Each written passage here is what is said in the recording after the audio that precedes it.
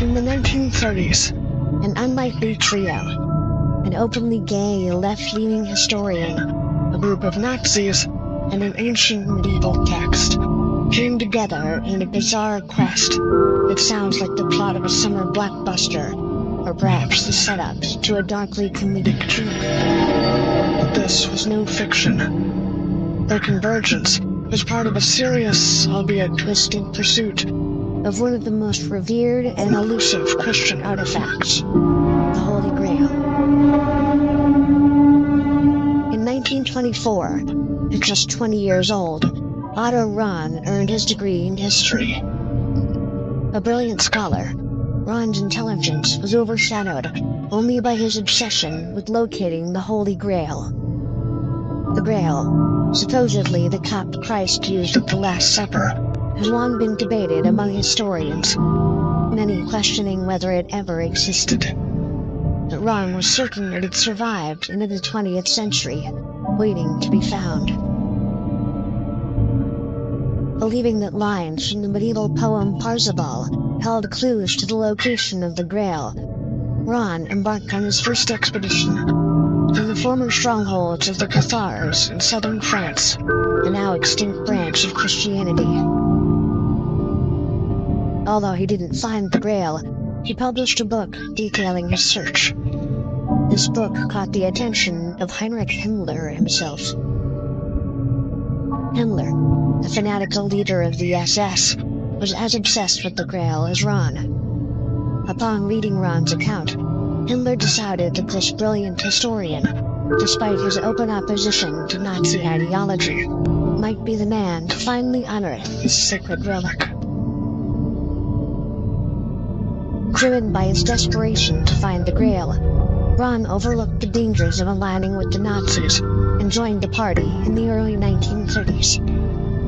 The SS funded his next expedition to the Cathar ruins, but once again, Rahn's search ended in failure.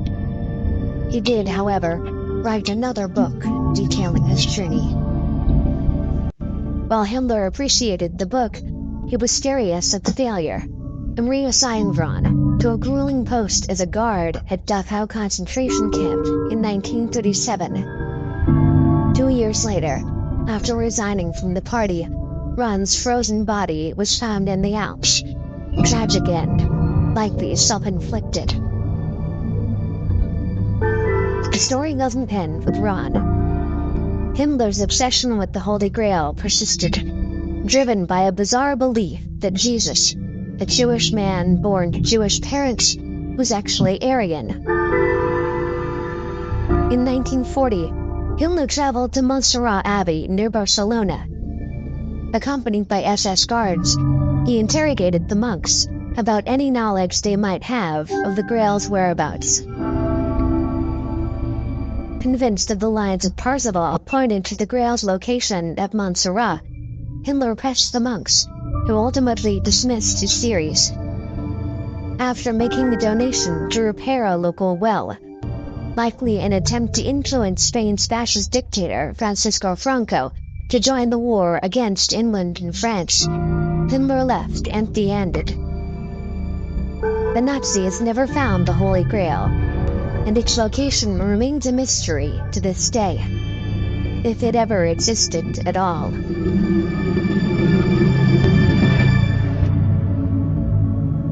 Extant China.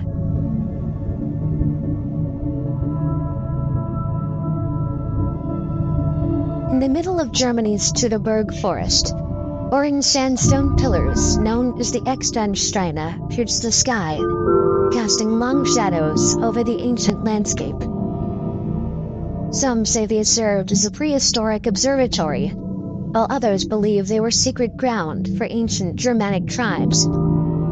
It wasn't until the early 20th century, however, that the Externsteine captured the attention of a darker force, the Ahnenerbe. Founded in 1935 by Heinrich Himmler, the Ahnenerbe was a branch of the SS, dedicated to the study and promotion of what the Nazi regime considered to be the ancient history and cultural heritage of the Aryan race. It aimed to validate the Nazis' ideological claims of Aryan supremacy by conducting research in archaeology, anthropology, and folklore. But their work was far from objective. The Ahnenerbe systematically distorted history to fit the Nazi worldview, and in 1935, the extant China would become one of the most infamous ancient sites manipulated by the Ahnenerbe. Seizing upon centuries-old legends, Himmler and his team of scholars claimed the stones were once the site of Irminsul, a sacred pillar or world tree venerated by the ancient Saxons and destroyed by Charlemagne during his Christianization campaigns around 772 AD. They proposed that the carvings on the surface of the rocks told the story of the destruction of Irminsul. The Saxons, a Germanic tribe known for their strength, independence, and resistance to Christianization, were viewed by the Nazis as ancestors of the Aryan race, and exemplars of racial purity and the warrior spirit. The Ahnenerbe's mission at extant China was to reclaim this site as a symbol of Aryan spiritual heritage, reinforcing their narrative of an unbroken and pure Germanic lineage.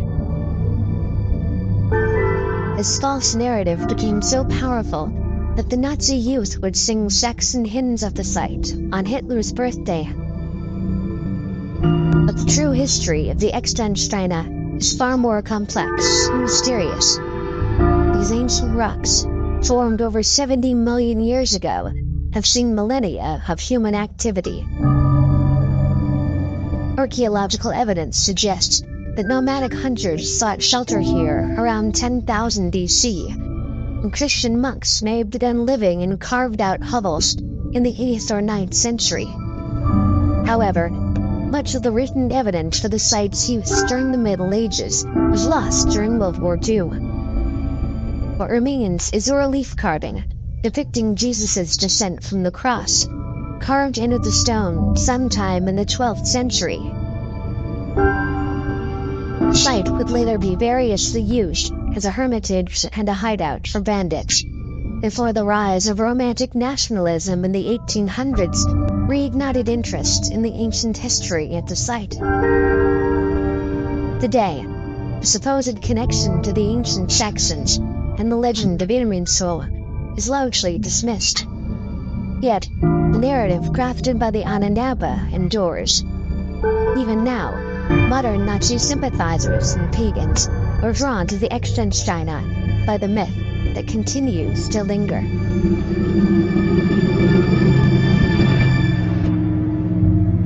The Witches of Karelia.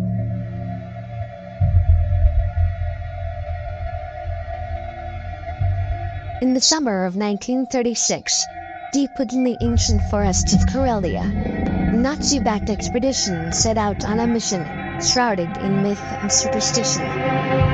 This remote wilderness, straddling the border between Finland and Russia, was a place where time stood still, a land of sorcerers and ancient traditions.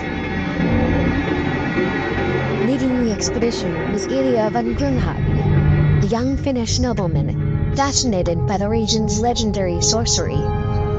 His interest attracted the attention of Heinrich Himmler, who believed Karelia held lost alien knowledge that could strengthen the Nazi regime. Grunhagen's task was to record the chants and incantations of Karelia's elders, those who still practiced the pagan customs of their ancestors.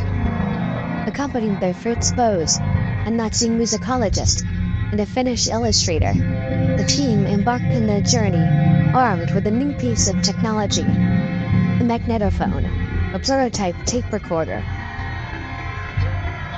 Their journey led them to remote villages where they encountered people who seemed to belong to another time. In the woods near Suistamo, they met Timur Lipica, an elderly man with snowy hair and a distant gaze. Lipica had never seen a train nor attended school, living a life untouched by modern civilization. Persuaded by Grunhagen, The Pitsa sang ancient songs, passed down through generations, conjuring a creation story that echoed the Kalevala, Finland's national epic. Boas meticulously recorded these performances, capturing every haunting note. To him, these songs were more than folklore. They were echoes of a distant past, hints at the origins of the Aryan race that the Nazis sought. A most mysterious figure that journey awaited them near Salmi. In a small hut, Brynhagen encountered Mironaku, a 92-year-old soothsayer known as a witch. Villagers had warned him to stay away, but Brynhagen was undeterred. When he found her, she was picking mushrooms, her frail figure at one with the forest. She greeted him with a chilling revelation. She had dreamt of his arrival 3 days earlier, and she knew he had come to take her secrets. Reluctantly, Mironaku performed a ritual, summoning the spirits of her ancestors. But when Boas played back the recording, she was horrified. She believed that capturing her sacred chants had committed an unforgivable sacrilege, robbing her of her magical powers. By summer's end, Brynhagen's team had collected over 100 recordings.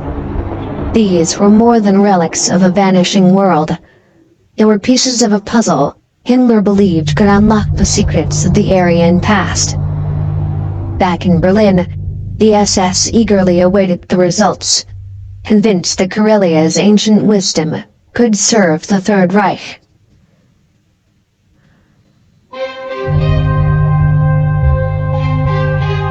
Tibet.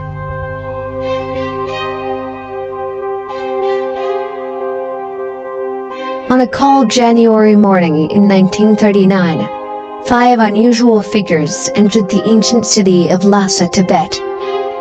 They stood out, young white men in Western clothing, their presence stark against the backdrop of the vibrant Tibetan streets. Led by Ernst Schaefer, they paid their respects to local leaders and mingled with the populace, their demeanor friendly, their smiles masking a darker truth. These men were emissaries of Heinrich Himmler. Ernst Schaefer's connection to the Nazis began years earlier, when his passion for exploration found an unlikely benefactor in Himmler.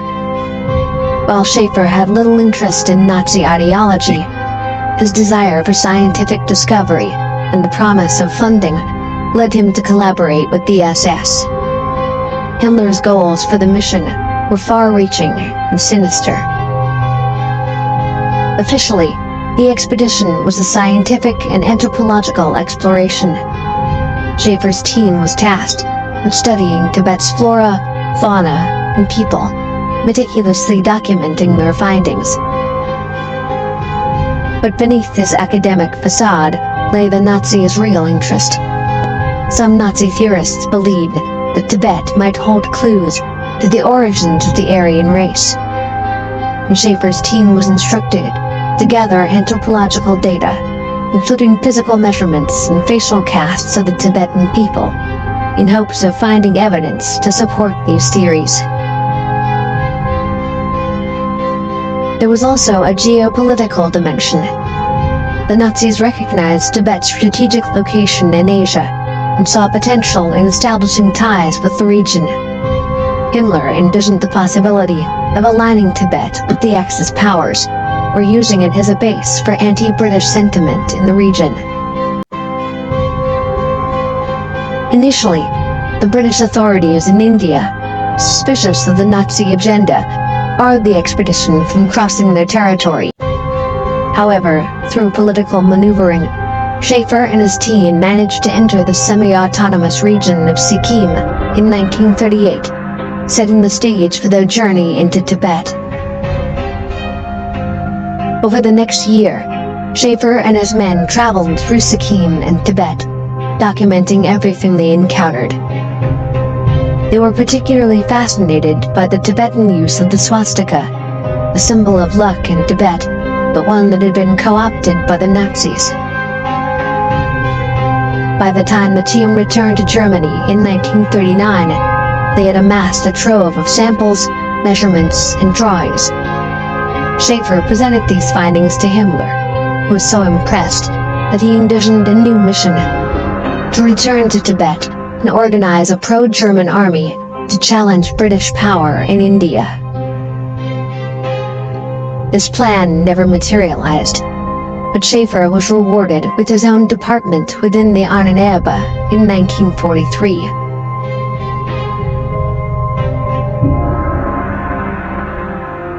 Tiwanaku.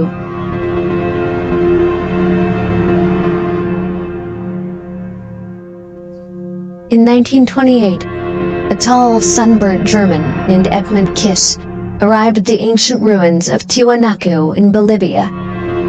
He was no ordinary traveler. Kiss was driven by a mission to prove a controversial theory that obsessed him. Tiwanaku, with its towering monoliths and intricate carvings, had intrigued explorers for centuries. Massive blocks, some weighing over 400 tons, lay scattered across the site, remnants of a civilization that once ruled vast regions of South America.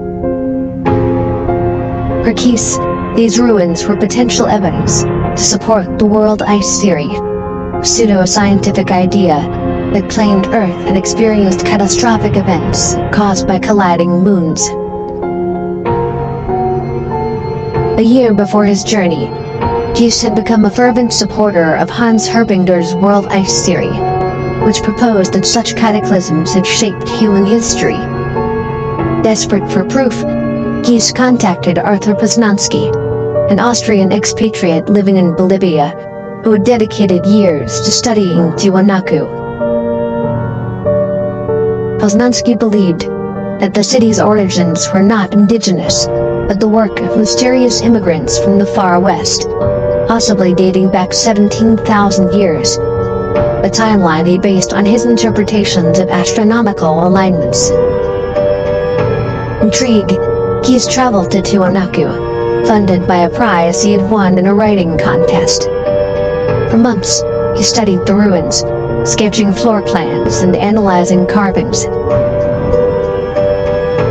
One artifact particularly fascinated him: the sculpture of a man's head, which Kiss claimed had distinctly Nordic features, reinforcing his belief in a superior Aryan origin to the site. He also observed what he interpreted as European influences in the architecture, further convincing him that Tiwanaku was the creation of Nordic men who had migrated to South America. He saw what he believed were Baroque-style doorways and Greek cross symbols, and dismissed any notion that indigenous people could have designed such a complex city. Kiss became particularly fascinated by the Gateway to the Sun, which Poznański had suggested was an ancient calendar. Kiss believed the inscriptions represented a system with 12 months of 24 or 25 days, each day containing 30 hours, an idea he saw as proof of the world ice theory. He concluded that Tiwanaku must be millions of years old, built under different celestial conditions caused by a rapidly orbiting moon. Kiss's findings were eagerly published in Nazi Party newspapers, aligning with the regime's racist ideologies. Supported by the SS, he planned a return expedition to Tiwanaku in 1938, but World War II thwarted his ambitions. The eventual collapse of the Third Reich eventually relegated his theories to the fringes of history.